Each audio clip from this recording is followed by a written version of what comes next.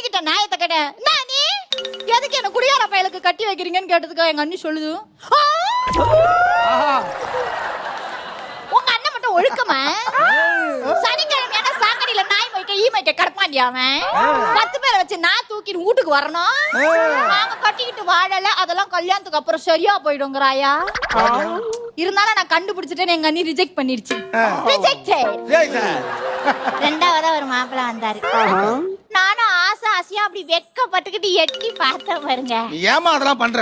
இதுங்க பொண்ணு பார்க்க வந்தா சும்மா இருக்குங்களா? எங்க பாட்டு பாடி காமி, எங்க டான்ஸ் ஆடி காமி.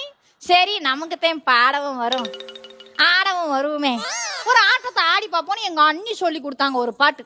ராஜாவின்